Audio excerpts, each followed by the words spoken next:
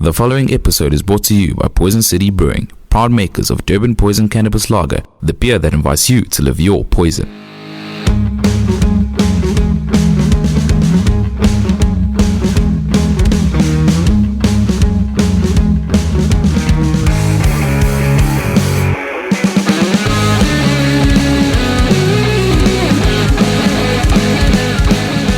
So welcome back to another episode of Sludge Underground. Today it is myself and Mitchell, and with us we have Roarke, Angelbright.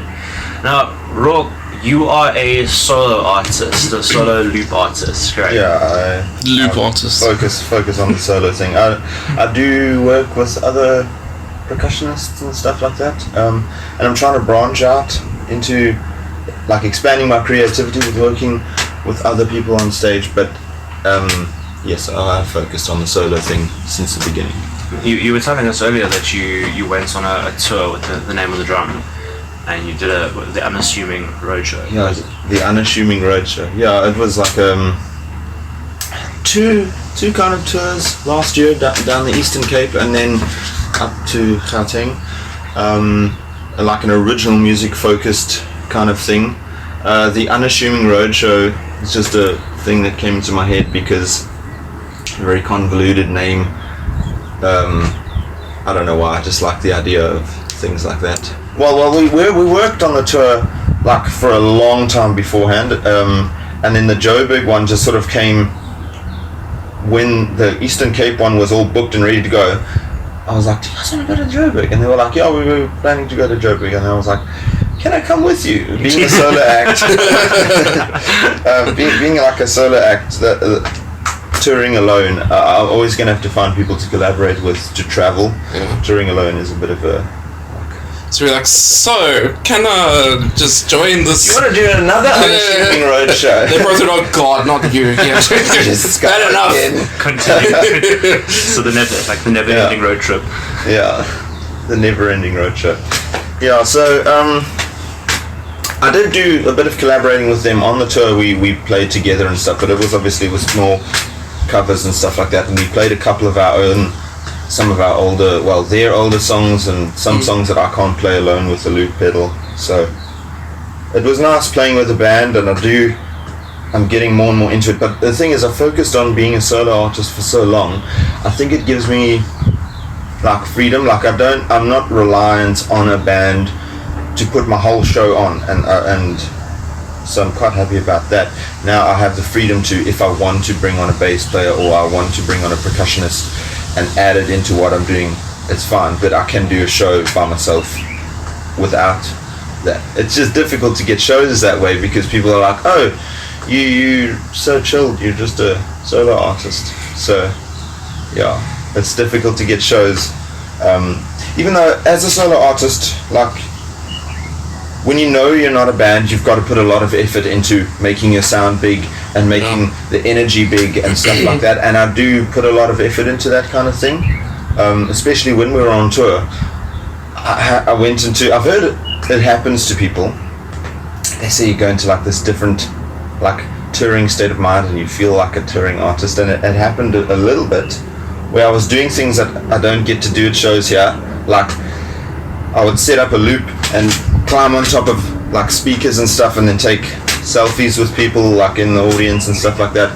So I do put a lot of effort into making the solo show like big energy and stuff like that, but you can't put that in a bio and be like, give me a gig. Yeah. I climb on speakers. Yes. Yeah, so it was a fun experience going on tour with another band and then being able to collaborate and put a show together, because obviously I was doing the solo thing and then at the end of the night we'd play as a band together. It was a learning experience. I can imagine, especially if it's not something that you're used to. I have played in bands and stuff like that before. When I first started out, I was going through different music academies and stuff when I was younger, and eventually one of the things at this music academy, Sycamore Rock, I was with Sycamore, and their thing was getting people to play, getting their students to play on stage. And so I was just playing guitar. I wasn't singing at the time. I was about 17, and they were getting us on stage and stuff like that, and I was just addicted from then. Just open mics and stuff like that. I was just playing lead with bands and stuff back then. So I started out being a member of a band, but then playing with bands and stuff like that, and cycling through singers and cycling through drummers and that type of thing. Later on, when I started getting a bit more serious about it, I realized, okay, I've got to start singing. Got to learn to sing. Turned to YouTube for that. Started doing my scales and stuff, and then I just decided, okay, it's probably best if I want to be serious about it to go for a solo thing, and then I can bring a band on later. Is that when you changed and thought, okay, let me be a solo artist? Or was it something that happened gradually over time? Yeah. It didn't. I don't know. It didn't really. I played in duos and things like that as well, so it worked its way down. And then eventually, while in those duos, I started singing and stuff privately, and then it just sort of happened naturally. I was just like playing guitar for other people and that type of thing, and then thinking, okay, I can. I've been practicing singing and stuff like that. I've heard that there's an open mic here. Maybe I should go play one, and then I would do that, and then I have such cringy memories of playing those first open mics and stuff. I'm sure everybody, their first gigs are like, yeah. So, but I just sort of, I don't know, it never stopped really doing it. And then the other things that I was doing kind of fell away. And then from open mics and stuff like that, real gigs just randomly came along. And suddenly I realized, maybe I can just do this alone. So I didn't set out like, okay, I'm going to be a solo artist. I'm more set out like, I need to be able to do these things by myself, sing for myself, and play guitar, not rely on someone else. You grew confidence in yourself, and over time. During that period, I was like coming towards the end of my schooling career and stuff like that, and people were saying like, "Well, so what are you going to do after school?" And I had like loads. It's that question always. The parents said, "Matt, child, what are you going to do?" I did the same thing. I was like, "Right, I'm going to go to Copa. I'm going to do music and everything." My dad just looked at me and he was like, "No, your dad is a lawyer, so I can understand your dad looking at you and be like, But he's also he also plays music and all that stuff, and I don't know if he knows about the struggle, but he knows that it's difficult to especially in our where we are, in Durban. It is hard, as we know. That's why we do this whole thing. The way I look at it is, being a musician is like really difficult. Yeah. But for me, and if it's in you, then not being a musician is impossible. We sort of jumped in at like a middle point here. So sort of going back to the beginning of things, what got you into music? What got you like starting to play? Okay. So I've heard cool stories on this podcast before. So I was prepared for this one. I've rehearsed my cool story. So I wanted to play drums when I was like 10. But my mom was like, no, the drums are too loud, we're not having that in this house, you can play guitar. And my cousin from Joburg gave me like an old cheapo, no brand guitar. Always.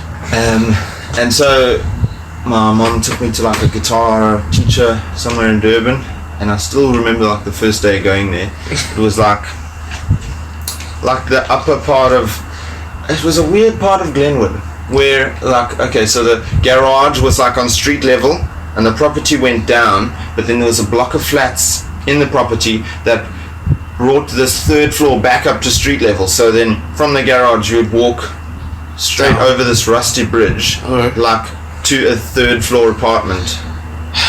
And I remember like walking over this rickety bridge, and my mom was like, okay, hey, nice to meet you, this is Roarke. It was quite like the like, have you never, like, this was before the internet, and the thing about strangers, like, it was quite like the, I'm sorry about the pun, but the stairway to heaven, wasn't it? The rusty bridge to an instrument I didn't want to play. But But I feel it is one of my like cringy memories, my first guitar lesson, because I sat down and he said the classic guitar teacher things. He was like, wow, that's a very nice guitar you've got there. And I was like, thanks. But that's just the thing he says. And he was like, do you like music? And I was 10 and I was like, gosh, no.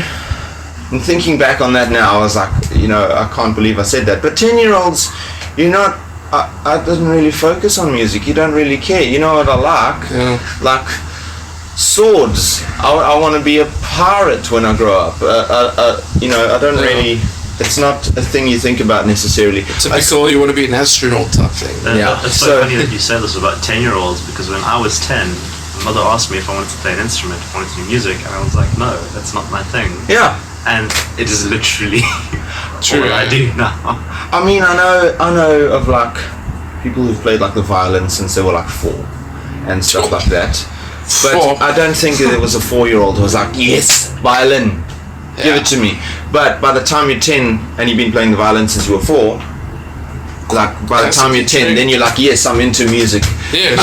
Read this sheet music I've recently written. Give me your Bach. Give me it all. So I think like the natural 10-year-old who's not been into music their whole life, if you're like, so guitar, are you into it on their first lesson, is probably not going to be like, yes, give me it all. There's probably exceptions, but obviously it was in me, because obviously after that first lesson, I remember I learned In the Jungle, and then the very next song really? was... Yeah. Was that the first song? Yeah, well, it's like C, D, and G, so it's like the chords. So that was the first song I learned. But then the next song was... this was at the time when Boulevard of Broken Dreams was on the radio. So it was a long time ago. But that was the next song I learned, and then that's when I started realizing, hey, something's coming from my hands that I recognize from somewhere else, and it just went down this rabbit hole of like YouTube covers and stuff like that, and I got really, really into it. Marty Schwartz, shout out to him. I'm sure there's people listening who have learned a lot of stuff from Marty Schwartz. Anyway, so yeah, that's kind of how I got into the guitar playing thing. I've been playing guitar since I was 10. I should be a lot better than I am, but 13 years of playing guitar, I can strum a bit. I think that the loop thing itself takes a bit of it takes quite a bit of skill and practice in its own right. Yeah. I mean, I'm an okay guitarist, but I struggle with the loop thing because it's not something I'm familiar with. It's getting the timing right in a live setting, doing all those sort of things on your own, building that from scratch. That takes a lot in its own right. Like I find that, and it's like almost like the first take. The actual, okay, it's normal CG, A, whatever it is, and it's well. At some gigs I do this thing where I explain how you can okay, if I get it wrong the first time I'm looping, I usually say, so that's how to not do it, because you see you can mess up the entire song, and then I just hope that the second take goes fine. But I've had to do that less and less as I've gone on. But people think, oh wow, you gotta have such a good time for this loop pedal thing. Really, you've got to be able to come back in on one successfully the first time, and then the loop is locked in, and then you just need to be able to follow it. So it's like 1, 2, 3, 4, 1, and then you're done. You don't need to necessarily. I have some songs where I loop and I build the loop, and then I stop the loop and play an entire verse and all sorts of things, and then bring it back in and not follow a loop the entire time, and then bring it back in at a different stage. But it just takes time, practice, and it was just. I couldn't tell you how I got into the loop pedal. I think there was like a guy on America's Got Talent or something who used it, and then I was just like, wow, that's it ends up being a really, really good tool for learning, writing, and then performing. I think also improvising as well. Yeah, so yeah. Like you can do A, and then you can do, okay, cool. Then we just do an A scale, and then you play or jam over it. Yeah, absolutely. That would be pretty cool. Yeah, it does take a bit of time, and and I know that nowadays the loop pedal is like an overkilled thing. You're like, if you see a solo guitar player, he's probably using a loop pedal. Though I actually haven't seen many. I know there's Tanner. Depends on the circles, I suppose you go to. True. Yeah. But it depends on the circle, I guess. It's a lot. I'm sure in the open, I'm not in the open mic scene anymore, but I'm sure there's a lot of people coming up doing the loop pedal thing there. But yeah, the thing is, when you start out doing a loop pedal live, you will inevitably get things wrong, and it's this weird thing of the most important skill is like pushing past it, and like eventually you will get to a point where it's not this cringy, like it doesn't ruin your performance. Yeah, it can overpower and ruin the performance. So it's definitely a less is more type of thing. But because it takes so much effort to like learn and practice it, you don't realize that the less is more factor until you've used it for a while. So you think, oh, I've put so much effort into learning and using a loop pedal, or investing in a loop pedal even. It needs to be a feature of the show. You don't realize that it shouldn't be the show until you've used it for a while, and then you realize I've got loads of songs that don't use the loop pedal, or use the loop pedal right at the end. It's more of a party trick kind of thing, and it's more just to fill out and bring, like I say, more energy to a solo act. But it's not, by all means, it's not like the show. Because it's so common, you can't be that looping guy. You can't. It's not like, oh, this guy's such a novelty, like looping. I mean, not everybody knows what it's about and stuff, and it's still like some people will turn heads if you start explaining it and stuff like that. But it's not like this big novelty that will sell your show anymore. It's just a part of the show, you know. Like you're saying, just a tool, just something else that you would use in context. Yeah, definitely. It's I use it for a lot of other things as well, practicing songwriting and stuff like that. But it's like a pedal, an effects pedal or something like that. The song that you write, if you can strip it down to what the song is, chords or notes and all that sort of thing.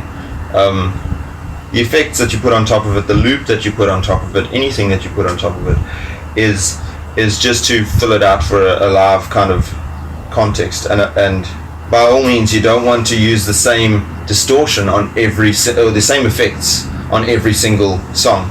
So you don't want to overloop every single song either in a similar way. So it takes a lot of self-analysis. So speaking about gear, do you take a lot of so your normal live gig, like do you bring a lot of that? Do you have like a keyboard and all that stuff with like drum sets, drum kits on them, or it's any just of that stuff? It's just my guitar and pedal, and I've recently gotten a kick pedal, like a stomp, because it's quite easy like to bass pedal. Add it into songs. So it's just a kick. Okay. And then I usually bring a second microphone to shows, because I do like vocal harmonies and stuff like that through the loop pedal. Okay. It's very entertaining to watch, actually. And then the pedal has an octave drop as well, so it's also add bass and stuff in, but it's just the pedal, the mic, and the guitar, and my mouth. Like I've been working on beatboxing and stuff like that as well, just adding things in. But like I say, you wanna, if beatboxing doesn't fit in a song, I definitely won't put it in. Just for the sake of it being there. Oh, watch this. Boots and cats and boots and cats and no. True. It was that Stevie T thing, eh? Yeah, go ahead. You know still about Stevie T? No, there's a YouTube guitarist. He's just very, very eccentric and entertaining, a bit much. Okay. But also just over the top, incredibly good guitarist, but very, Is very. Is he that guy who analyzes other guitarists? Sometimes. And then ranks them, and it's just like this memed to death video. Pretty much, yes. Yeah. And he's very animated with his facial expressions and stuff like that. looks like he's having a stroke all the time. Yeah, most of the time it looks like he's actually just having an epileptic fit. Yeah, I do know who you're talking about. So, I wonder if he knows that's the easiest way to explain it. That guy has many strokes on YouTube. Or Plays trying the to guitar and while having a stroke on YouTube. It's like no one will ever know. It's like she cried wolf. You know, it's like that whole thing of, is he having one? No, it's just him. No, dude. What I wanted to ask is, you've obviously played a good number of shows. Which are there any that stand out to you? Not just in a good sense, but also a bad sense. Like any notably bad ones, or just notably good ones that will always sort of stick with you. One of the shows that stands out is James Mellon from Woodland Marsh. That was. that part. Yeah. He's a drummer. Yeah. His dad owns a factory in like Durban North industrial side, and it's got a parking lot on the top. And is it the show on the roof? Yes, the rooftop thing.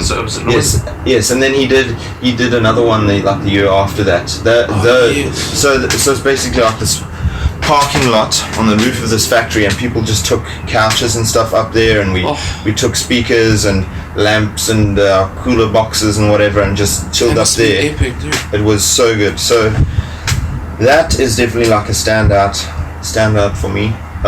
While we were in Joburg, did like a house concert, the first like genuine house concert that I played, where 20 people showed up and they just sit quietly and actually listen, which is quite nice. That's as well. Cool, yeah. And what festivals have you played? Like, I played White Mountain a couple of times. Oh, okay. That was probably the most notable one. Splashy hasn't booked me yet. Are you listening? I heard that South Wolves thing. Splashy, if you're listening, fucking book us. Same. Just start a chain. The whole podcast just turns into like every consecutive episode. I think we're going to add it to our hashtags. A campaign to get people booked and splashy. Splashy please. Splashy please. I played this festival about a year ago called Wild Republic. I opened for Matthew Mole at that. That was fun. Shit, that must have been very interesting. That was a fun one. And then it's just random kind of things all over the show. Another randomly memorable show was in 2016, like when I first kind of started out doing this. I was still floating around the open mic sort of scene. My family went on a trip down to Cape Town, and while I was there, I just phoned up some musician friends, and I was like, I want to play some shows while I'm here. Can we organize something? And it ended up like being put onto a lineup for a show at the Mercury. Oh shit, that's actually one of the like more notable venues down there. Yeah, so I didn't know that at the time. I was like, So you actually took like your instruments down with you? Yeah. So, I had a smaller loop pedal at the time, so I just chucked everything in a bag, and I had a guitar, and I just got put on the stage at this Mercury show, and at the time I was just like, I was like 19. I was like, what is this Mercury? What? It's now I know it's like it's legendary. One of the venues in South Africa. Yeah. But at the time I was like, well, my parents were like, so you're going out tonight? Where are you going? I'm playing a show at this place, the Mercury. Okay, cool. Be safe, whatever it is. Don't do drugs. And then I got there, and it was just like, it was a memorable show because I decided to do an entire set of original songs, and nobody started talking during the show. They all listened. Yeah. So I don't know. I love Durban, but one of the things that you don't get is like that kind of thing. Unless you go to certain venues like music lovers places like the Winston, people go there because they love music, or they sit outside. Well, also Music in the Hills, also fine. There's people. Oh, Music in the Hills is amazing. I remember playing there. It was. I'm not used to that. I wasn't used to people just sitting and watching. Yeah. And just and so in between songs, just it's quiet, and you're like. Yeah. Like, people will clap, they'll applaud, and then they'll stop and they'll watch you, and you're like, okay. Don't fuck up. I remember being very, very awkward that night, and also being in a rock band, and you tend to mimic that energy, and it's interesting. I think that's why it's quite nice being a solo act for shows like The Myth, because I don't know, I get to talk and I tell a lot of stories and stuff like that in between the shows. So in between the songs. So those would probably fall under my memorable shows, as the ones where people listen. Myth, the first couple of times playing Music in the Hills, like the house concert that we had, that rooftop concert. All of those were really, really intimate things. So the big shows where people are singing along and stuff like that. I have one. Speaking of singing along, one key memorable moment that was forgotten. Key memorable thing was Come on, you've been building up to this interview. Come on now. No, this is not like a story that I've prepared in my head, but it is another thing that stands out as a memorable gig. Even though it was like, so it was when I was starting out. There was an open mic at Zach's, and I would go on the weekly. So when I was first starting out and getting more into the solo kind of thing, I found all the open mics and I made sure I was playing almost every night of the week. So I went to Zach's the one night and the place was absolutely packed out. You couldn't sit down. I was like, I went over to the host. I was like, what's going on? What are all these people? Apparently the place has been booked out with Scottish exchange students, every single table. And then they had a couple of people play and stuff like that. That was actually the first night I ever met Khalil. Oh shit! Okay. There, yeah. You used to hang around there a lot.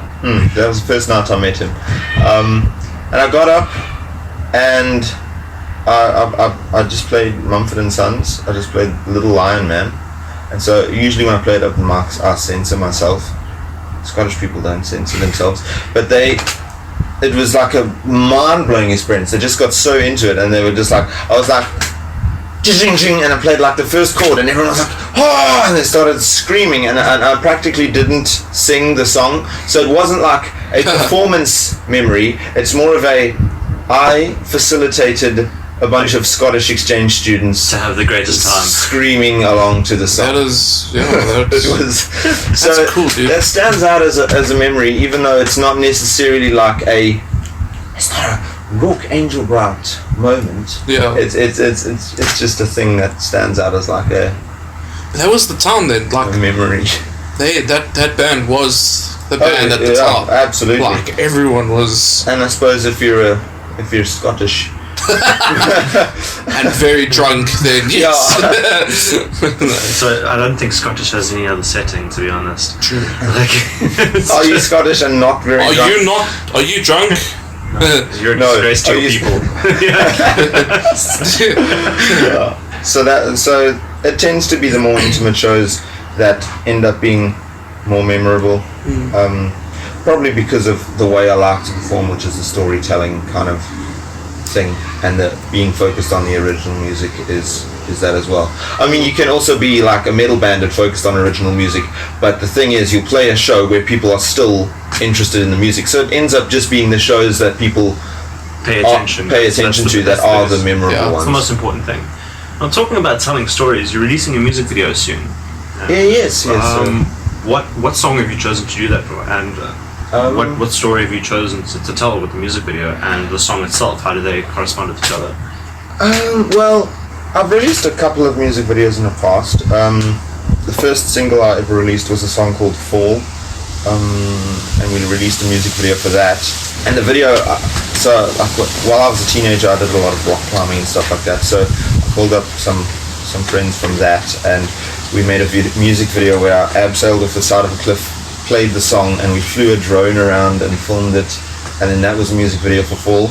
But then we have this copy of so my family, my dad and I, we edit a lot of the videos and stuff like that ourselves, and my sister has a YouTube channel, so she's very into the editing and stuff like that. So a lot of the stuff I release is like a DIY kind of home done job, either by me or by like a friend or a family member or something like that.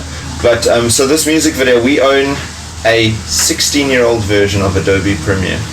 It doesn't publish in HD, and so we had this amazing footage of this drone flying around, filming me risking my life playing the guitar off the side of a cliff, and we could only publish it in like what is the like 3GP resolution below 720?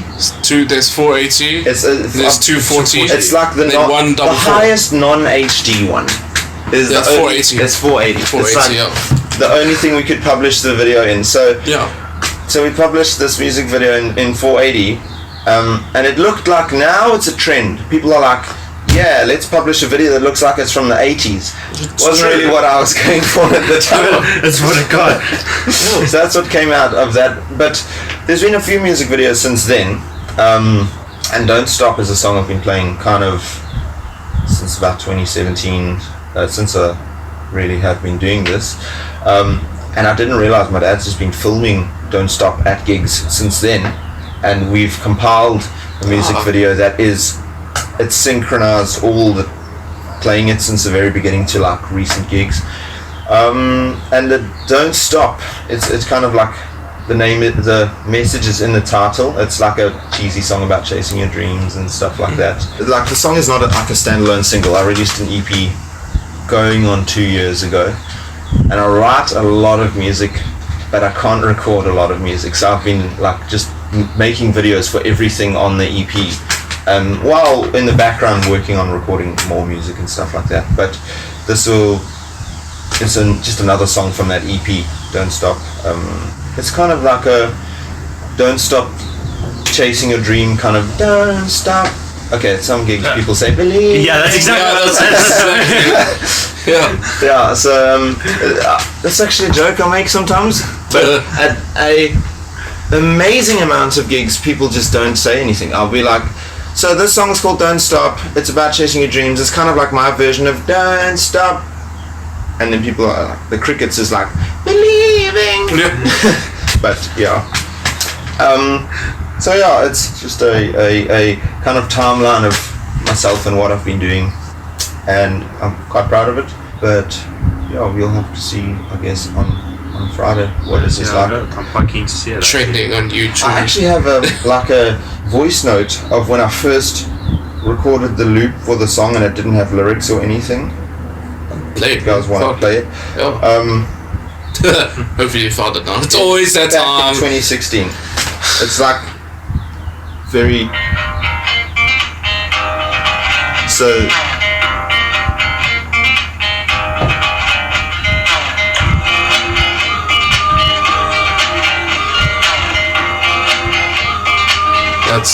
So it's really cool. It's cool. It's my writing process kind of ends up being create a cool loop and then do nothing with it for like months and months, and then accidentally stumble upon it, and then go through my phone like, damn it, can't even take photos, I need storage, deleting stuff, and then like, oh, I should do something with this song. So that's kind of what Don't Stop. Just I recorded that, forgot how to play it, left it in my phone for months, and then went on with my life, and then came back later with like determination and lyrics and stuff like that. I find that fascinating because a lot of the time when you're trying to make new songs, you always just stay on that song, you know what I'm saying? Like, you just want to finish that song, and you're like, okay, it's actually in a way better to do as much as you can, leave it for about a few weeks, and can stumble back onto it, because then somehow you find other ideas, think, okay, why don't I try this?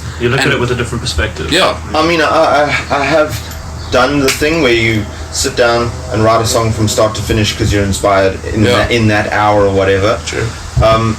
At the moment, I'm wading through a like second verse syndrome of like writing the beginning of something and like, ooh, I like that verse, I like that chorus and stuff, and then I don't have enough to say further on in the song, so then I'll have to come back to it later. So the leaving songs and coming back to it later has more evolved over just writing over the years.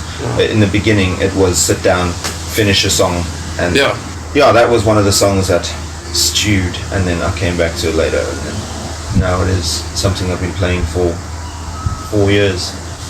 One of the songs that sticks with you. That was Good God.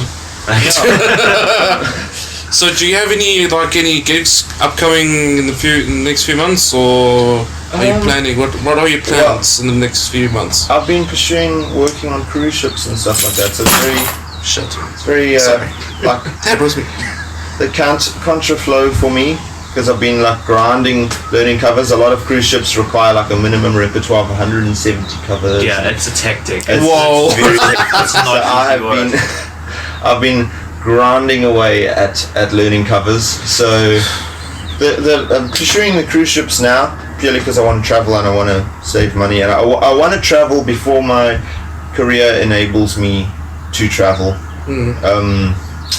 So yeah, that's what I'm pursuing at the moment. I actually need gigs at the moment. Anybody, please. I have a few things. Stashy, please. I have a few things lined up, but it's the cruise ship thing has been like I didn't plan.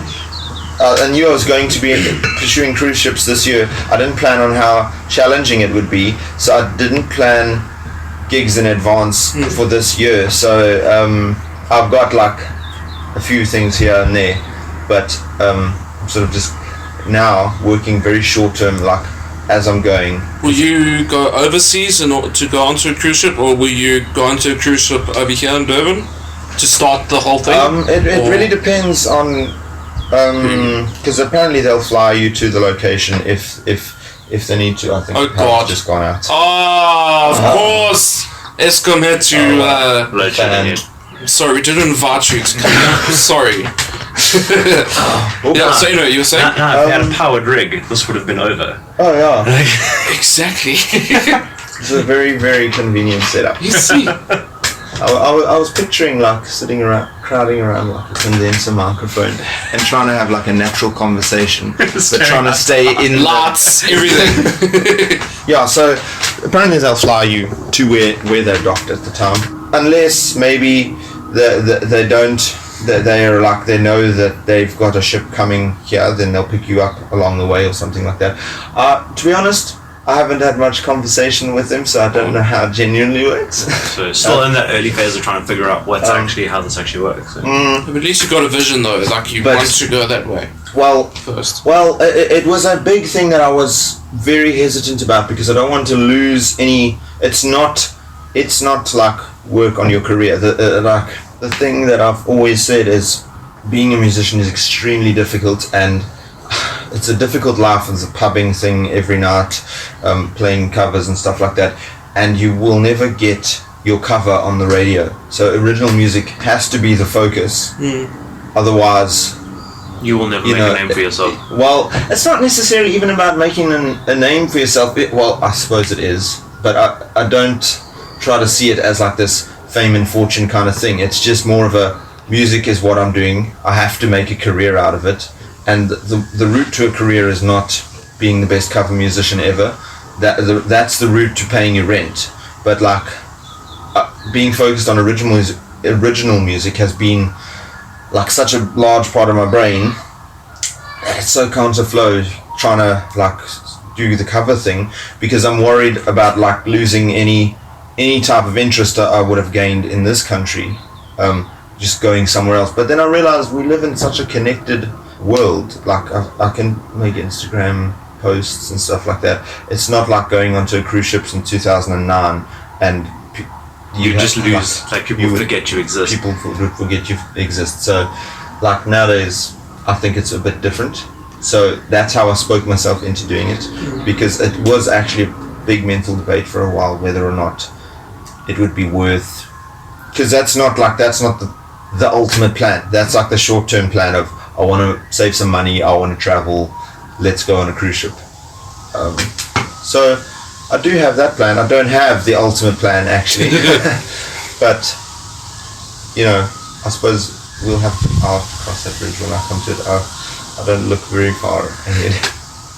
Who are your inspirations as an artist? Like the greats that you look up to? I listen to a lot of music which is quite different to what I play. I love the Black Keys and the Arctic Monkeys, and I don't know, stuff that's quite. Yeah, not what I play. And those guys who started in their garage and didn't think it was going to go anywhere, they just wanted to make something cool. I always love hearing about that. the whole like the Black Keys story of like Dan Auerbach just going to Patrick's house and like they just were going to record some demos and then they ended up recording their first album on like this I love tape the Black player. Keys, dude. Yeah. So the stories that are like people who just got together and wanted to make something cool, and then it just happened to go somewhere. That ends up being, because it seems like genuine to me, rather than like someone who's looking at what's popular and pursuing like someone trying to like nail down, I don't know, commercial music and then beelining it for that. It tends to not be like big inspiration for me. So this is a big inspiration for me. The people listening are gonna facepalm. It is probably Ed Sheeran. It's a very obvious one, but it's only because of his early days. Like I've been listening to Ed Sheeran since like 2012. Not so he makes very different music from now versus back when he did, yes, back then. So, but he's got a very very motivational early days story, like the Arctic Monkeys have very very like. It's the people who are making something just because they want to make it, not because they want to make it. Yeah, they just did what they love. They followed their passion. Like, Ed Sheeran like started on the streets. Like he used to like busk on the streets and stuff. But the tubes and everything, London or whatever. Yeah. So it's definitely my biggest inspirations tend to be the people. The ones that wanna be. The people who would never looked at making it a popular career out of it. Like, not Also like Axel. Billie Eilish. What's her name? Billie Eilish. Eilish. But just call her Billie Eilish. Yeah, that's unfortunate. Yeah, Billie Eilish. I mean, I can't really tease people's name, you know. Roarke Angelbright can't tease anybody's name. My name rhymes with like pork and fork and stuff like that. I can't. Yeah, so I can't really like. Sorry, I'm so. Pork and pork. Is that what you? Sorry, that caught me off guard. What? Me? It also rhymes with dog. Did you catch that one? Oh yeah. I didn't even think of that. No. Yeah, I used to say that at gigs, and my mom is like my side manager, but only sometimes. I just don't listen to her, and she's like. The one thing I have listened to is she's like, you gotta stop saying that at gigs. I'm saying what? There's a lot of things I say at gigs. You know what I'm saying? The dork thing. Because I'm like, okay, my name's Roarke Angelbright. Like, rhymes with dork, but then with an A and an R. Okay, you spell it differently. And then I tend to like devolve into this awkward thing of like, this is how you spell my name. Please look me up online. I have a Facebook page, and I'm trying to rattle off all these things, and you're just slowly but surely losing that confidence. People are like slowly. Hello, everybody. My name rhymes with dog. Exactly. But speaking of social media and everything, where can we find your stuff or everything? My name is Roarke Angelbright. Well, I'm on Instagram at I am Roarke. It's Roarke with Roarke. If you search that guy, we will put your name in the title. Oh, okay. So I'm pretty sure. Is that how the internet works? Yeah. Okay, cool. do you sometimes change it to dork? Maybe no. Oh no, that's my stand-up comedy career is going in that direction. Sorry, I stole it. Sorry.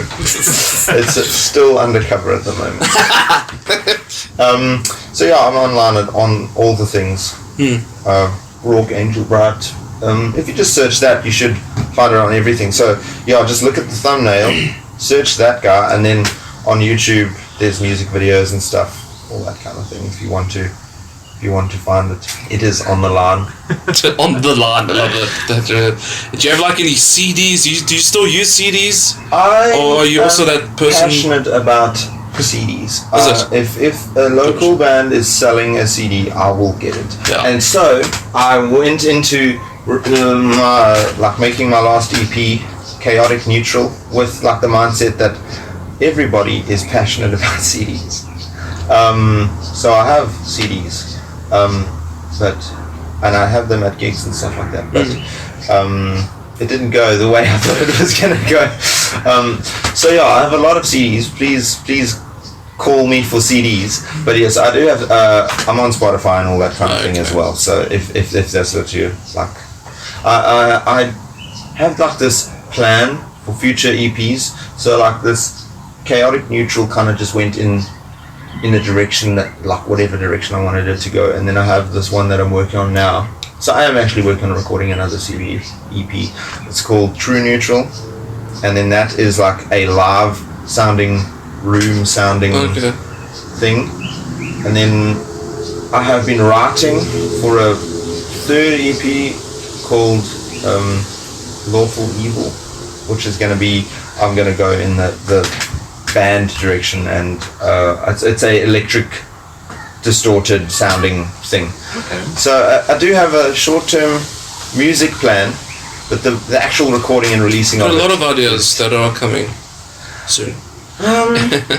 Yeah, the soonest is the music video, but I don't know, yeah, the ships, let's just see how that goes, because I'd like to put some money into recording and releasing and stuff like that. And make a big difference then. Saving money on the cruise ships will make a big difference. And hashtag splashy, please. Yeah, hashtag splashy, please. We somehow need to like bring it. I just got a message from Naz. Don't forget the stickers, guys. It was 4 minutes ago. Done. I was supposed to give you stickers, and stickers. Yes, and okay. I fucked up. Okay. I will get them to you. That's all good. If not that, then yeah. Yeah. So, in closing, have you got any last things to say? Any shout outs to make? Anything that you would like people to know or where? I don't know. It's just that I suppose that the one thing I could say is supporting your local artist is more important than you think and easier than you think. It's like, go check out Facebook, go check out Instagram and stuff like that, and it doesn't cost you anything to like their page, but it helps more than you realize to do that. So you don't have to go like my page, go like Imperious Vision's page. No, you don't have to like their page. I'm not saying, they need likes. I was saying like who you like. Yeah. But show support. But like, don't not, because it's so easy to do it. So yeah, it's very important to show support to local musicians and stuff. So if you want to check out my music video or my face, it's going to be like, the music video is going to be on all the platforms and stuff. But if you want to check out any of my stuff, it'll be on Facebook and Instagram and just at Roarke Angelbright. Thanks. Lovely. Well, Mitch, where can people find you on social media? Damn, I was going to do that part, but anyway. You can find me on them Instagrams, on Mitch Tees, and then Facebook, just my usual boring name and surname, but yeah. Otherwise, so, here's the person with everything. Side note, you can also find him on Pornhub. I'm a social media troll, basically. I am catch me as Marcel Smuts on YouTube, on Facebook, on Twitter. Instagram is Thorns of Sludge, and that's actually not as Right. Thanks very much for having me, guys. Yeah, it's been a pleasure. It's been rad. Cheers. Oh.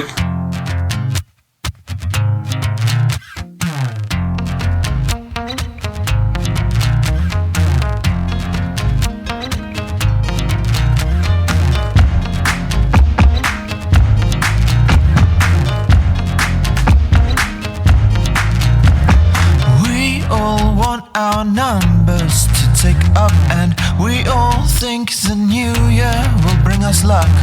We all hope that someday it'll come together, but until then we'll wait, and we might wait forever. And don't stop, don't wait, don't hesitate. There's moment slips with every second you anticipate.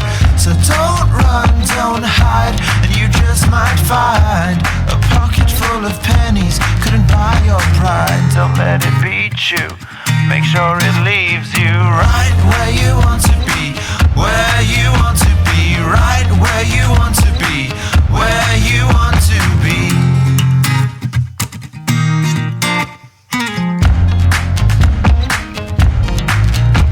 I think I've found the reason I waste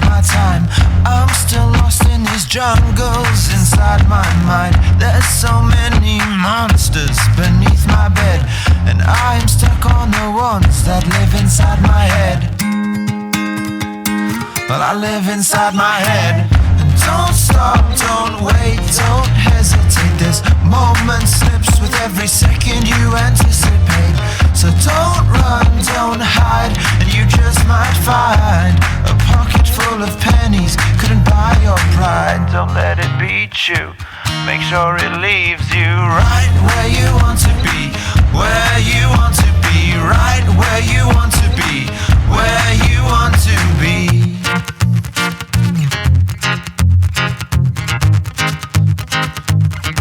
I want to feel a love like my own affections. I want to chase a dream full of imperfections.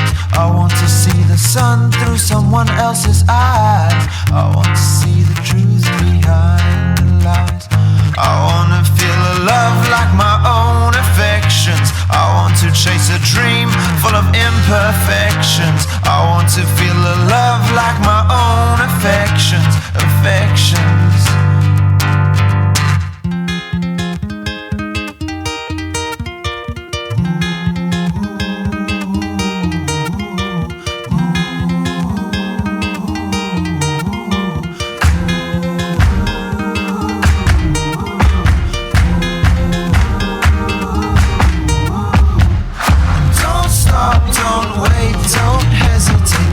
Moment slips with every second you anticipate.